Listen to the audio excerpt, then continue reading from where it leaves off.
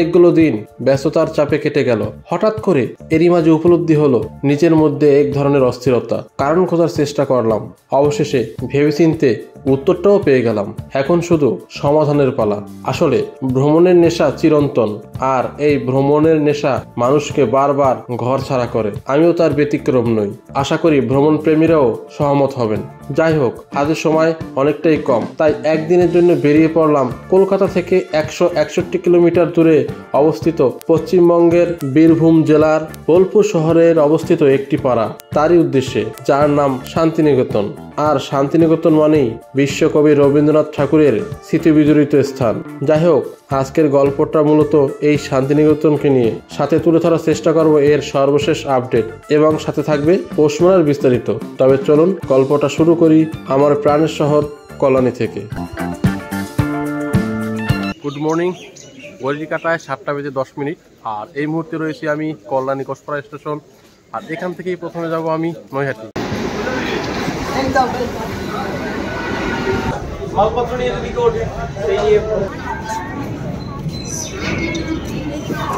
ঘড়ির কাটায় এখন 7:47 আর চলে আসলাম নৈহাটি। আর আমাদের ট্রেন হলো 13847 মাতার এক্সপ্রেস।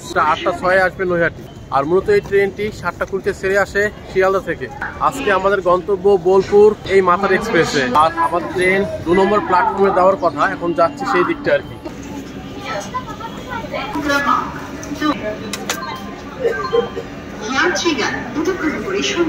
আমাদের ট্রেন দেবে 8:06 2 নম্বর প্ল্যাটফর্মে। এখন সেখানে আপাতত দাঁড়িয়ে রয়েছি।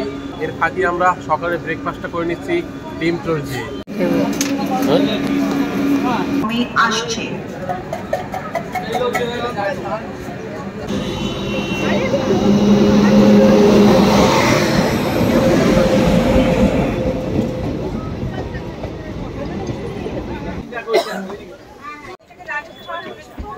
এখন সকাল 8:10। শীতের শুরুতে এখনো বাইরের ওয়েদারটা কুয়াশাচ্ছন্ন।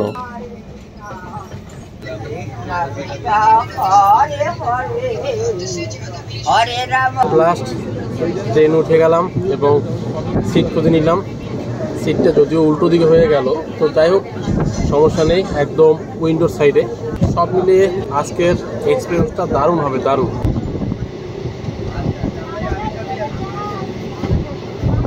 আর সিটের কন্ডিশনটা ট্রেনে 3-3 এইভাবে। সেকেন্ড সিটিং যেটা, এই সাইডে 3, এই সাইডে 3, 3-3।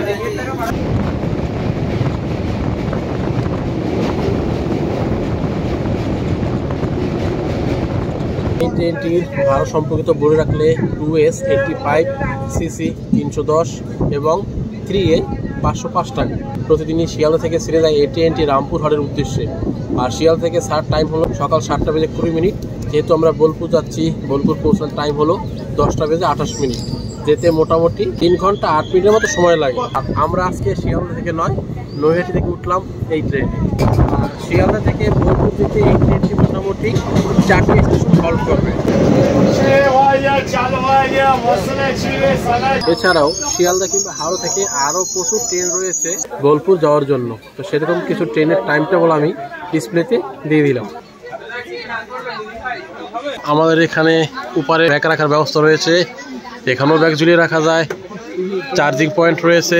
এই হলো আমাদের সিটের কন্ডিশন। শান্তিনিকেতন একদিনের ট্যুর করলে সকাল সকাল ট্রেন ধরে আসাটাই ভালো। ব্যান্ডেল জংশন, এই ট্রেনের দ্বিতীয় হল্ট ব্যান্ডেল জংশন। ঘড়িকাটে 8:35। ব্যান্ডেলে চলে আসলাম, কিন্তু এই ট্রেন 3 মিনিট আগে চলে এসেছে। 8:38 এখানে আসার কথা, চলে আসলো 3 মিনিট আগে।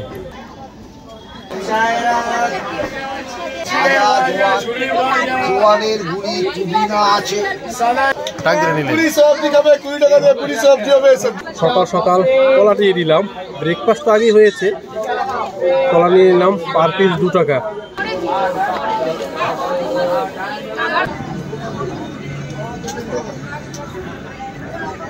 নির্ধারিত সময় ব্যান্ডেল জংশন থেকে ছেড়ে দিল মা তারা এক্সপ্রেস রামপুর হাটের উদ্দেশ্যে।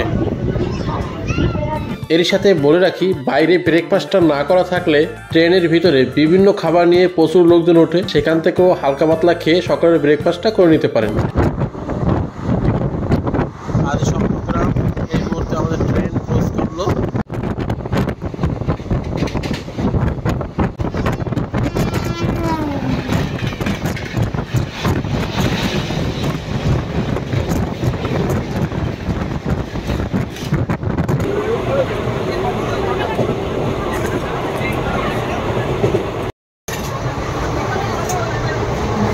ঝালমুড়ি নিয়ে নিলাম সকাল সকাল।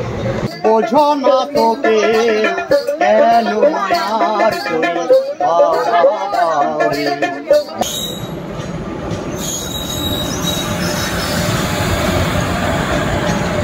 ঘড়ির কাঁটায় 9টা বেজে 55 মিনিট, প্রায় 25 মিনিট লেটে ঢুকলো মাতার এক্সপ্রেস। 9টা 30-এ ঢোকার কথা ছিল, তো ট্রেনটি মোটামুটি 25 মিনিটের মতো লেট আছে এখন। প্রায় 25 মিনিট লেট হয়েছে এই মুহূর্তে ট্রেন। জানি না সঠিক সময়ে বোলপুর পৌঁছতে পারবো কিনা।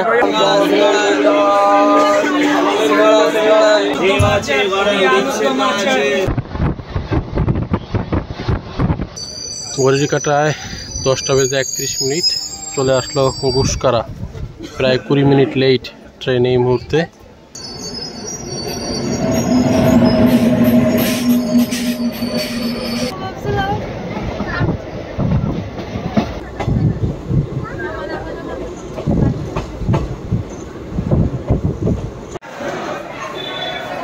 কাটায় ঠিক এখন 10টা বেজে 50 মিনিট। অবশেষে চলে আসলাম বোলপুর স্টেশন, প্রায় 22 মিনিট লেট। যাই হোক, চলে তো আসলাম। ট্রেন ছেড়ে দিল রামপুর হাটের উদ্দেশ্যে। তো এখন এখান থেকে বাইরে বেরোবো, খাওয়া দাওয়া করবো, তারপর টোটো নিয়ে ঘুরবো। সকল এক্সপ্রেসটি আপনার সাথে শেয়ার করবো ধাপে ধাপে। তো এবার বাইরে যাওয়া যাক।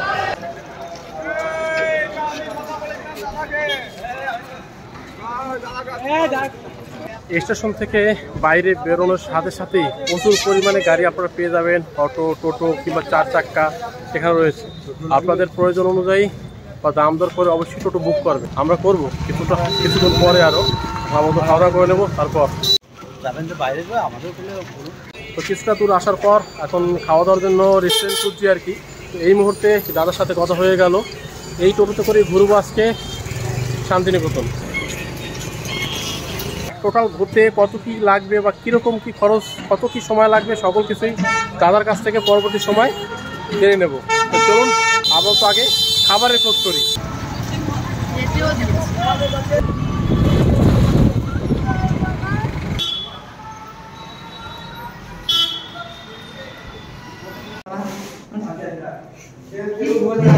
সেখানে খাবার নিয়ে নিলাম, পাঁপড়, টক দই, ডাল, ফুলকপির তরকারি, আলু ভাজা, সবজি, এটা আছে চাটনি।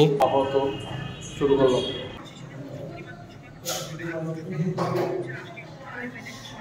এখানে খাওয়া দাওয়া শেষ করলাম, যথেষ্ট ভালো। তো যাচ্ছি এবার আমাদের প্রথম যে দর্শনীয় স্থানগুলো রয়েছে তার উদ্দেশ্যে, অর্থাৎ প্রথম যে স্পট কঙ্কালীতলা।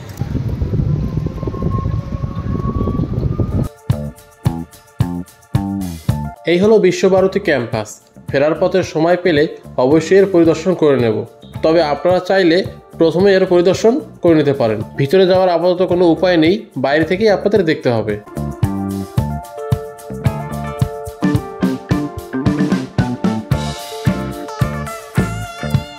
যেতে যেতে পৌষমেলার বিষয়টিও বলে রাখি। এই বছর পৌষমেলা হচ্ছে, এটা মোটামুটি কনফার্ম। তবে সেটা 22 কিংবা 23 তারিখ থেকে শুরু হওয়ার কথা।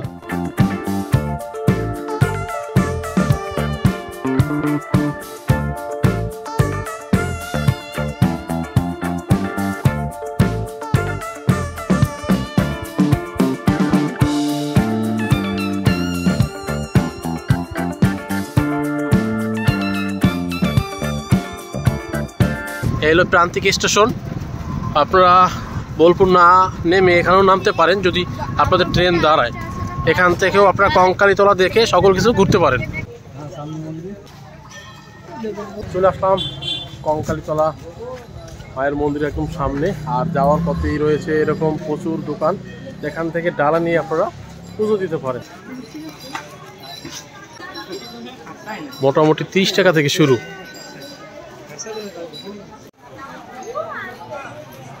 ঢুকতেই জয় মা কঙ্কালী।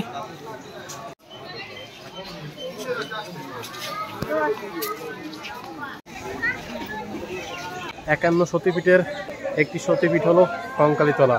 আর এখানে বিগ্রহ দিয়ে পুজো দেওয়া হয় না, ভিতরে রয়েছে মায়ের ফটো, সেখানে মূলত পুজো করা হয়। আর এইটাই হলো আজকের দিনের আমাদের প্রথম স্পট।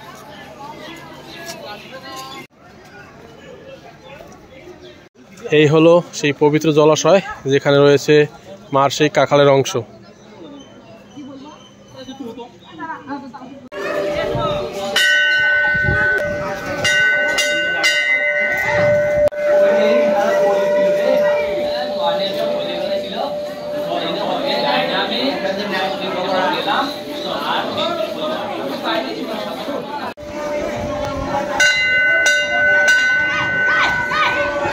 এ হলো আপনার রাস্তা, আর এখান থেকে ডালা কিনে এ হলো মায়ের মূল মন্দির। এখানে ভিতরে গিয়ে পুজো দেওয়ার সুব্যবস্থা রয়েছে।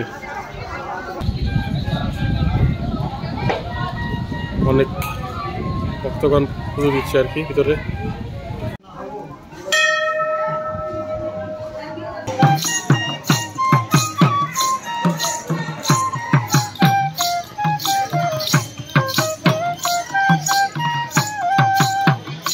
জায়গাটা সত্যি অসাধারণ, প্রচুর ভক্তের সমাগম।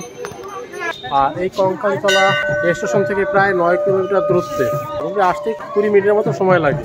জায়গাটা সত্যি অসাধারণ, ভক্তের সমাগমও রয়েছে, তবে তারাপীঠের মতো অতটা আর কি জমজমাট না হলেও বেশ অনেকটাই ভক্ত সমাবেশ হয়েছে এখানে।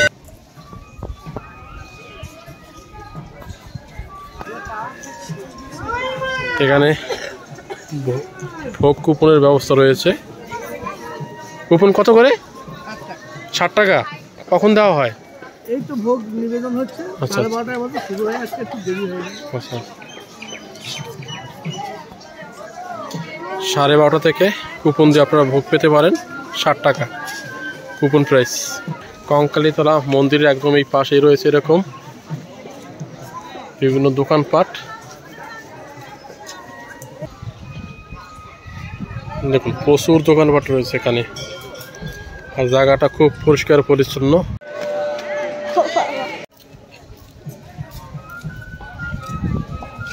এখানে অনেকে এসে মাটির ঢিল বাঁধে এই গাছের সাথে তাদের মনস্কামনা পূর্ণ হওয়ার জন্য। এরপর আমরা যাচ্ছি, এর পাশে রয়েছে কোপাই নদীর ঘাট, মন্দিরের রাস্তা। আর এখান দিয়ে সোজা আসলে কোপাই নদীর ঘাট। কোপাই নদীর ঘাট।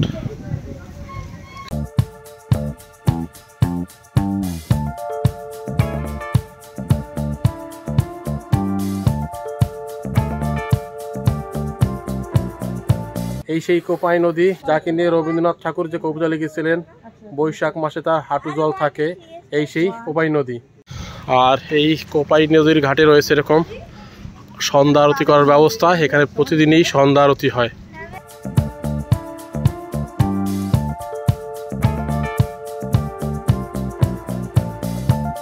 কোপাই নদী দেখা শেষ, এখন আমরা ফিরে যাচ্ছি মূল মন্দিরে।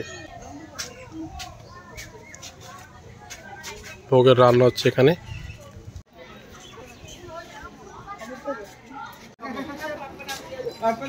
কঙ্কালীতলা ঘুরলাম, আর তার পাশেই রয়েছে আরেকটি শিব মন্দির। এখন যাচ্ছি সেই দিকে। এখানে প্রচুর খাবারের দোকান রয়েছে, আপনারা সকাল সকাল আসলে এখান থেকে ব্রেকফাস্ট করে নিতে পারেন।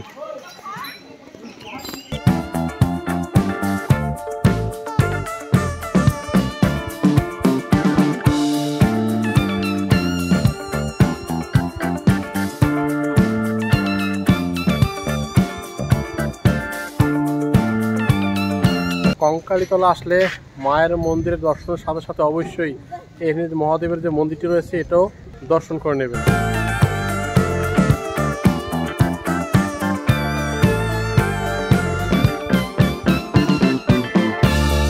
আর এখানে গাড়ি আপনারা রিজার্ভ করে আসলে সেই গাড়ির পার্কিং ফি 10 টাকা। আর এই কঙ্কালীতলা যদি আপনারা আলাদাভাবে আসেন মানে রিজার্ভ করে শুধুমাত্র কঙ্কালীতলার জন্য, তাহলে 150 টাকা, 150 থেকে 200 টাকা পড়বে ভাড়া রিজার্ভ। আর শেয়ার গাড়ি আসে কিন্তু সেটা সবসময় অ্যাভেলেবেল না। তো যাই হোক, এরপর যাচ্ছি আমরা পরবর্তী গন্তব্যে। এরপর চলে আসলাম 34 ফুট বুদ্ধ মূর্তির সামনে, বেশ সাজানো গোছানো।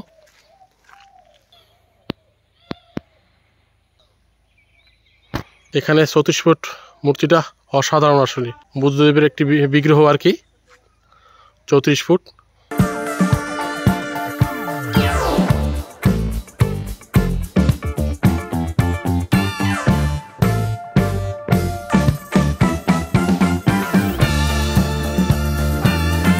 এরপর লাল মাটির পথ ধরে এগিয়ে চললাম পরবর্তী গন্তব্যের দিকে।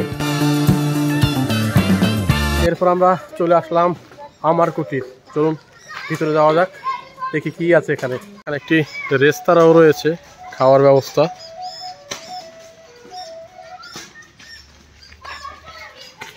এদিকে রয়েছে একটি সাংস্কৃতিক মঞ্চ।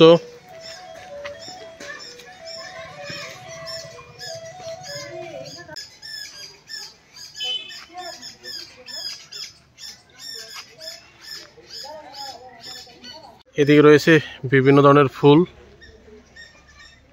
এটা রয়েছে আমার কুটিরের শোরুম। কেনাকাটা করতে চাইলে আপনারা এই ভিডিও থেকে কেনাকাটা করতে পারেন। আসার পথে প্রকৃতি ভবন যাওয়ার খুব ইচ্ছে ছিল, কিন্তু দেখলাম বন্ধ। কী কারণে বন্ধ আমি সঠিক জানি না। আরেকটি বিষয় আপনাদের বলে রাখি, যেটা টোটোর ব্যাপারে, স্টেশন থেকে নামার পর একটু দূরে গিয়ে টোটো বুক করবেন। কাছাকাছি যদি টোটো বুক করেন প্রচুর পরিমাণে দাম নেবে, প্রচুর পরিমাণে 1200 1400 যে যেরকম পারে সে সেইভাবেই আপনার কাছে চাইবে। অবশ্যই বার্গেনিং করবেন, তবে একটু দূর থেকে নিলে অনেকটা কম রেঞ্জে আপনারা টোটাল সাইট সিনটা ঘুরতে পারবেন। প্রদর্শনী কক্ষ।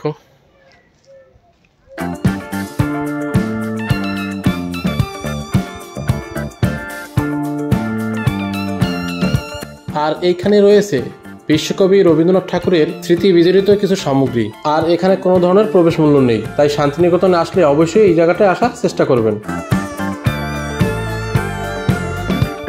আমার কুটির আপাতত আমার ঘোরা শেষ। এরপর পরবর্তী গন্তব্য সৃজনী শিল্পী গ্রাম। চলে আসলাম সৃজনী শিল্পী গ্রাম। চলুন এবার টিকিট কেটে ভিতরে ঢুকতে হবে। এই টাইমিংটা দেওয়া রয়েছে, ভিজিটিং টাইম 9টা 30, সকাল 9টা 30 থেকে বিকেল 5টা পর্যন্ত। আসলে এই টাইমের মধ্যে আপনাদের এখানে আসতে হবে।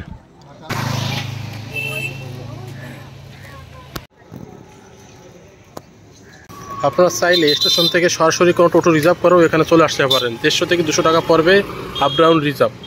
তবে শান্তিনিকেতন আসলে সোনাঝুরি হাট, কঙ্কালীতলা, সৃজনী শিল্পী গ্রাম, এই 3টে পয়েন্টই আমার কাছে বেস্ট মনে হয়। রয়েছে বাইরের কোনো খাবার নিয়ে ভিতরে প্রবেশ নিষেধ।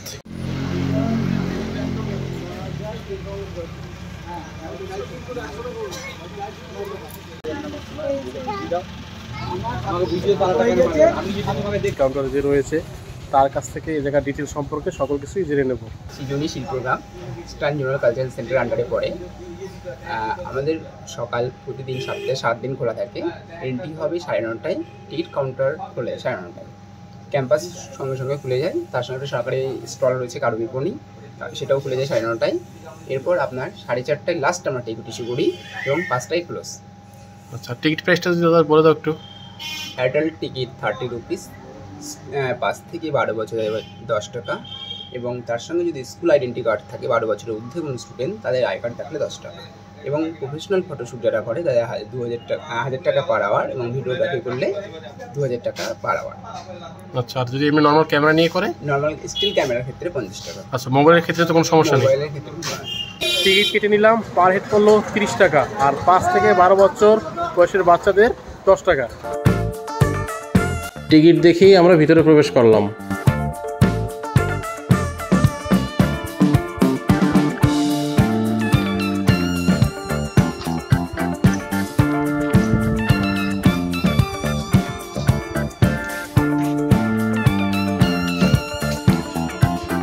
ঢুকতেই অসাধারণ একটি পরিবেশ আপনারা উপভোগ করতে পারবেন। আর ভিতর দেখলাম সুবল শৌচালয়েরও সুব্যবস্থা রয়েছে। তো প্রথমে আসতে আমাদের পড়ে গেল পুতুলের ঘর। কালেকশন।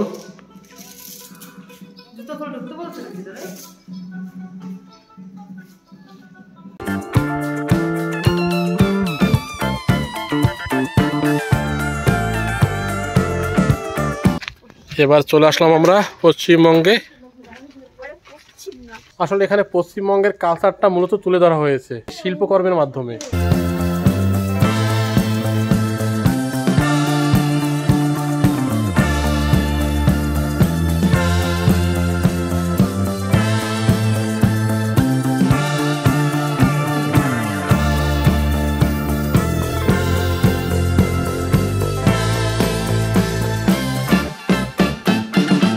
এদিকে রয়েছে উড়িষ্যার,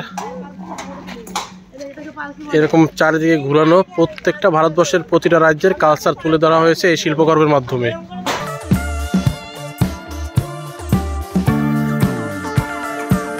এদিকে রয়েছে সিকিম। প্রত্যেকটা রাজ্যের ভিতরে ঢুকে ঢুকে দেখতে বহুত সময় সাপেক্ষ ব্যাপার, যেহেতু আমাদের হাতে সময় অনেকটাই কম, সকল কিছু সময় নিয়ে ঘোরা আপাতত সম্ভব নয়। তো বিহার,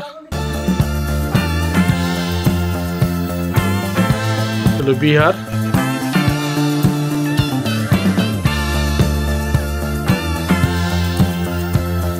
এবার চলে আসলাম অসমে।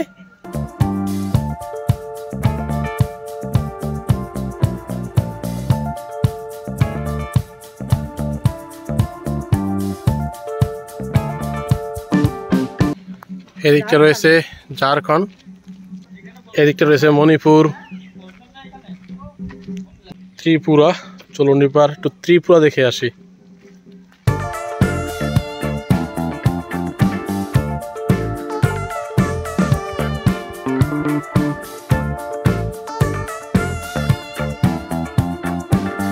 এদিকে রয়েছে আন্দামান।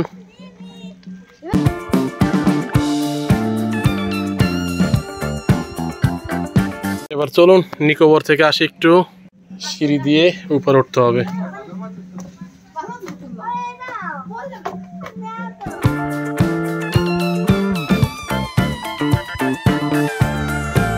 তবে সৃজনী শিল্পী গ্রাম আসলে অবশ্যই হাতে অনেকটা সময় নিয়ে আসতে হবে, কারণ এরিয়াটা বেশ অনেকটা বড় এবং দেখার মতো অনেক কিছুই আছে। বসার প্লেসও রয়েছে।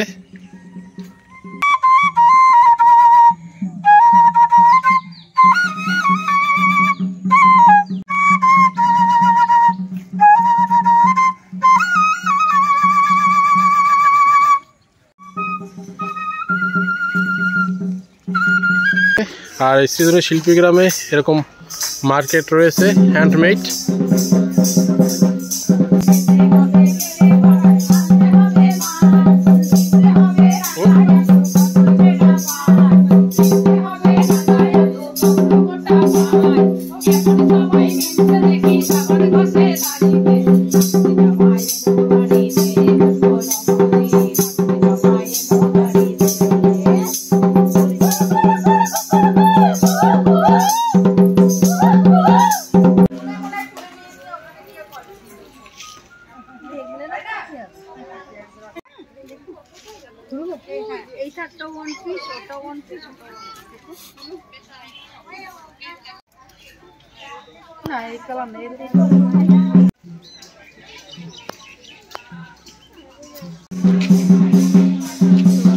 মার্কেটটা ঘুরলাম, তবে এখান থেকে কেনাকাটা আপাতত কিছু করলাম না। সোনাঝুরি থেকে কিছু কেনার ইচ্ছা রয়েছে আর কি, তো সেটাও আপনাদের সামনে পরবর্তী ভিডিওতে তুলে ধরবো। এখন সামনে রয়েছে এরকম সাজানো গোছানো, এই জায়গাটা খুব সুন্দর, সময় কাটানোর জন্য অত্যন্ত সুন্দর একটি প্লেস।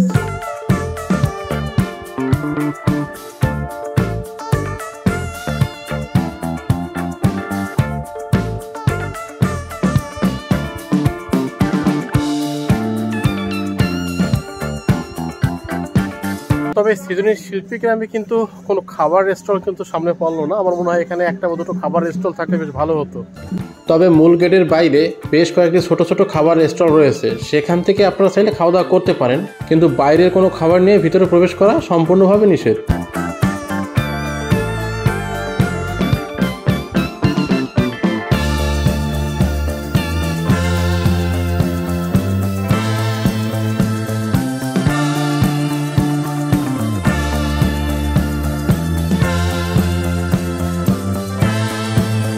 কলকাতা থেকে কিভাবে আসলাম, কি কি দেখা যায়, এছাড়াও আরও অনেক টুরিস্ট প্লেস রয়েছে ছোটো ছোটো এখানে, যেগুলো আপনারা দেখতে পারেন সময় নিয়ে। তো সৃজনী শিল্পীগ্রাম দিয়ে শেষ করলাম এই ভিডিওটি। পরবর্তী ভিডিও দেওয়ার চেষ্টা করবো সোনাঝুরি হাটের আলাদাভাবে সম্পূর্ণ ট্যুর গাইড। ভিডিওটি এই পর্যন্তই, দেখা হবে পরবর্তী ভিডিওতে। ভালো থাকবেন, সুস্থ থাকবেন, টাটা।